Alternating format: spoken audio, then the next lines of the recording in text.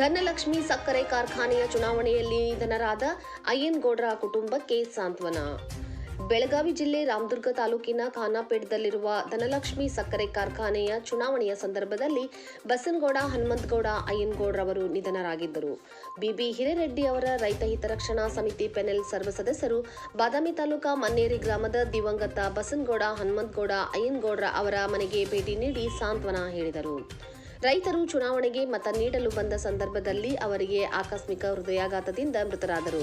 ಆದ ಕಾರಣ ಇಂದು ಅವರ ಮನೆಗೆ ತೆರಳಿ ಮನೆಯ ಕುಟುಂಬಕ್ಕೆ ಸಾಂತ್ವನ ಹೇಳಿ ಹಾಗೂ ಆರ್ಥಿಕ ಸಹಾಯ ಮಾಡಿ. ವ್ಯಕ್ತಿಗಿಂತ ದುಡ್ಡು ದೊಡ್ಡದಲ್ಲ, ಆದರೂ ನಿಮ್ಮ ಕುಟುಂಬಕ್ಕೆ ನಮ್ಮ ಸ್ವಲ್ಪ ಮಟ್ಟದ ಆರ್ಥಿಕ ಸಹಾಯ ಇರಲಿ ಎಂದು ಅವರು ತಿಳಿಸಿದರು. ಇನ್ನು ಧನಲಕ್ಷ್ಮಿ ಸಕ್ಕರೆ ಕಾರ್ಖಾನೆ ಮತ್ತು ಸರ್ಕಾರದ ವತಿಯಿಂದ ಕೈಲಾದ ಮಟ್ಟಿಗೆ ಆರ್ಥಿಕ ಸಹಾಯ ಮಾಡಿಸುತ್ತೇವೆಂದು ಪಿನೆಲ್ ಕಡೆಯಿಂದ ಭರವಸೆ ನೀಡಿ ಸಾಂತ್ವನ ಹೇಳಿದರು.